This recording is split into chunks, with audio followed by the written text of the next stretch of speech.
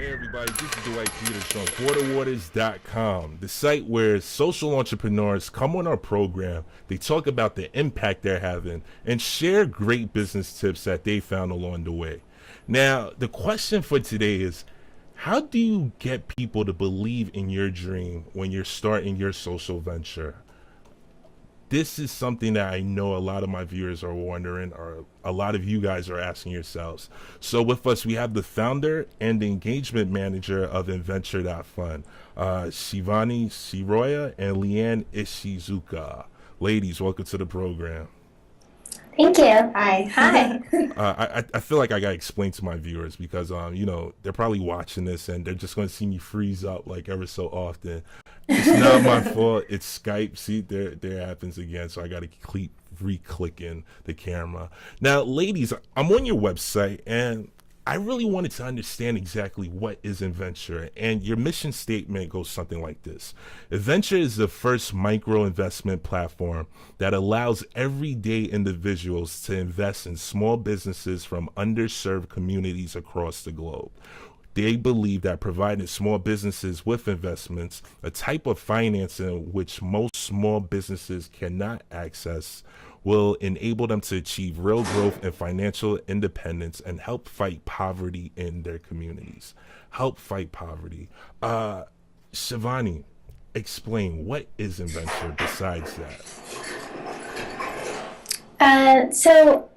When we say, fight poverty through investing in existing micro to small businesses, we actually feel like it's not just about business growth, but it's really about job creation.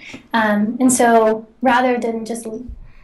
Yeah, I'm here. You're going to see me freeze up. I got to keep re-clicking the camera, but I'm here. Okay. So I think, our mission really was to think of how we could get at the root cause of poverty, and assume that, not everybody actually wants to run their own business. A lot of people want jobs. And by providing jobs, you're also, increasing the economic growth of a community. You're increasing the cash that people have on hand, but you're also helping existing businesses within that community continue to grow and flourish and be kind of models for other new businesses that might come in. So that's kind of what our theory was to actually start by looking at the ones that already existed and seeing what their potential was, and then really helping to fuel that growth internally. Definitely.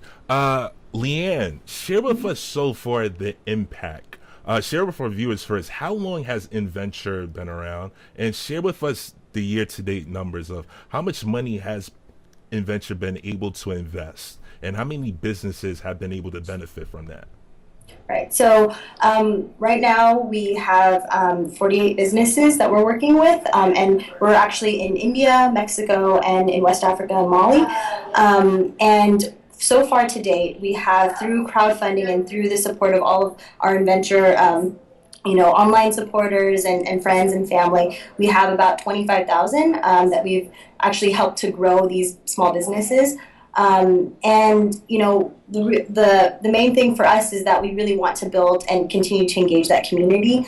We really feel like when people have, when it's not just a donation, it's an actual investment into a business. It's something that, they feel like they're a part of, and that's something that's really important to us. Definitely. And go ahead. Sorry. I was going to say also, in terms of just impact and the way that we measure it, we really look at it from both job creation and then also access to other social programs. So in just about over a year, our businesses have been able to create 82 jobs. And they've actually been able to help 123 other women have access to health programs, education, and vocational training programs. So it's having a ripple effect, if I could say that. What these investments are really doing is having a ripple effect in communities, underserved communities, and giving people an opportunity to follow their dreams and create and provide for their friends, families, etc.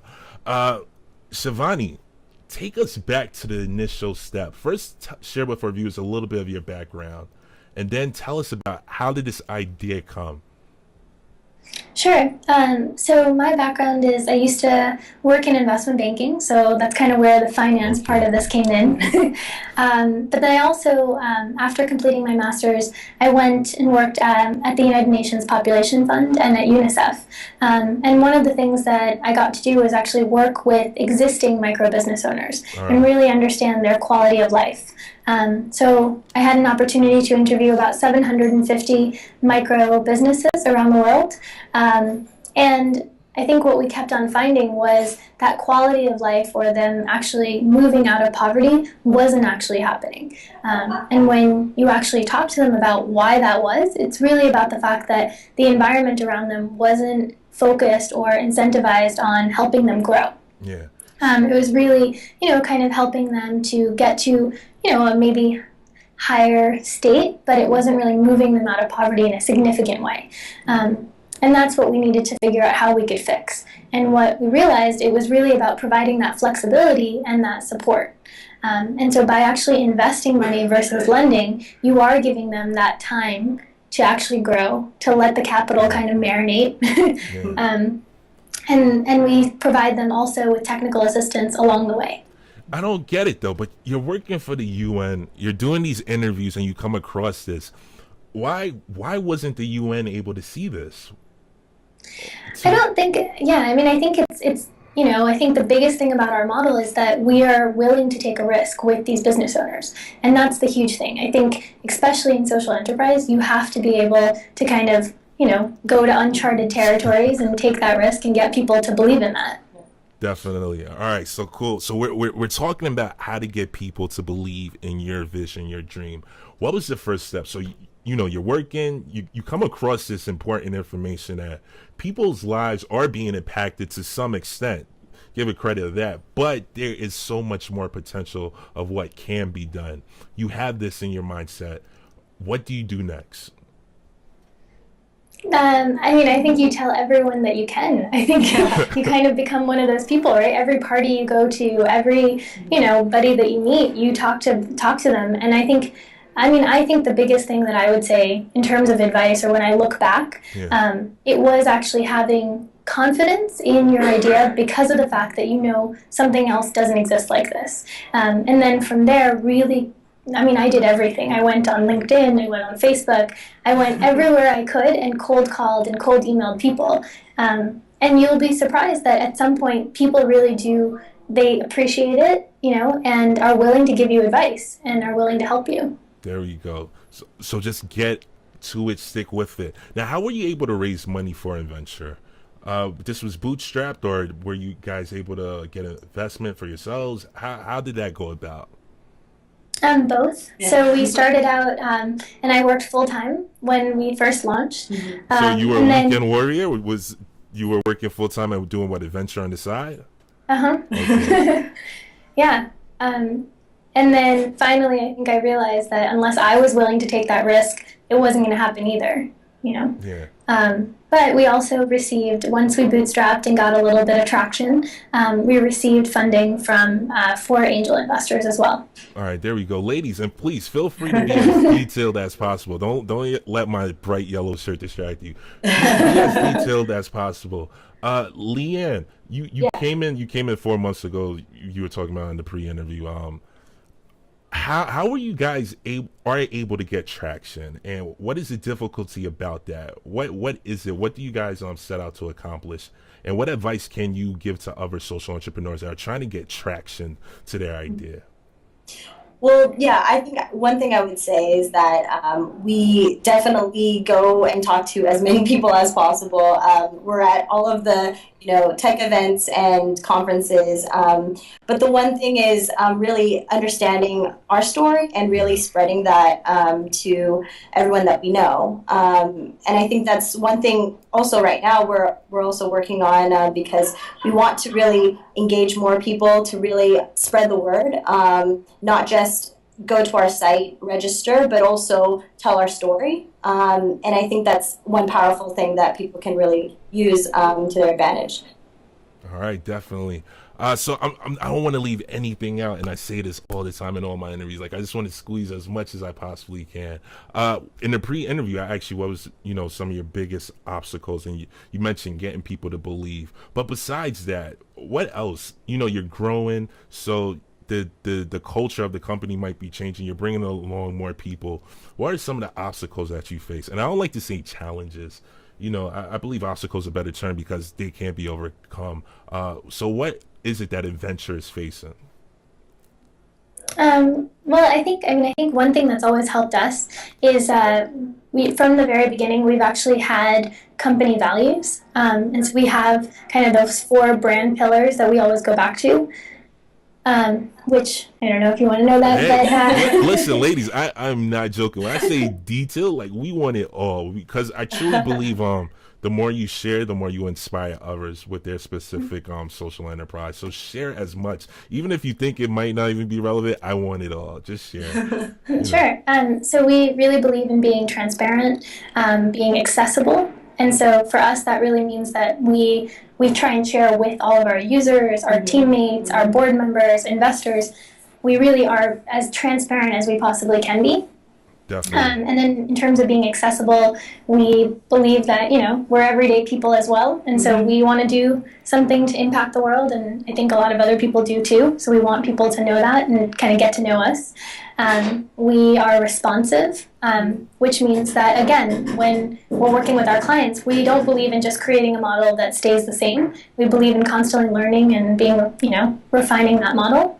Definitely. And then we're also sustainable, which I think most social enterprises should be. We really want to make sure that we're also growing an organization that will be there for the long term, and that, it's not just something where we'll be looking for donations, but constantly trying to be there. All right, you mentioned sustainability, and that's a very, that's something I'm very passionate about, to make sure that your social enterprise is sustainable. We didn't get to talk about that. How do you generate profit from Inventure? What is your business structure? So we have a few revenue streams, but our main revenue stream is actually tied to the growth of our businesses. So we really believe in that concept that, if these businesses grow, then we will grow. And so we receive a portion of their revenue per month as well. Okay, but you say you have a number of other revenues. So besides receiving a portion of their profits as well, what are the other revenue streams? Through our mobile technology platform, we license the platform out. We also do data sharing. And then we have kind of an agent model where we actually help in providing technical assistance to micro business owners. And so we will, in some ways, sometimes try to, if we don't necessarily work directly with the business, we will help them get lower cost loans or, things like that. Awesome. Are you allowed to share with our viewers your revenue? Or, I ask entrepreneurs, they don't have to, but the reason why I do is so, once again, social entrepreneurship is technically a new term. People are just now learning what it is. And every time you think of social entrepreneurship, you always think nonprofit, which is not the case. You talked about creating sustainability. So are you allowed to give our viewers a range of where your revenues are? This could be a Quarter Waters exclusive. Yeah. I would say that we're going to be cash flow positive and in the next 2 years. Okay. So I don't know if that's helpful. No, it's okay. You get to share as much as you feel. Ladies, what else would you share with social entrepreneurs that are watching this program that are trying to accomplish much? What else would you share with them? I would say just, to stay persistent. That's one thing for us. Like, we've literally grown from Shivani's apartment to a co-working space, and potentially, even growing further. And so to really just believe in what you're doing, wake up every day to, and know that this is your mission that you're trying to accomplish. And so I think staying persistent is like a really big, motivator. So. All right. And Shivani?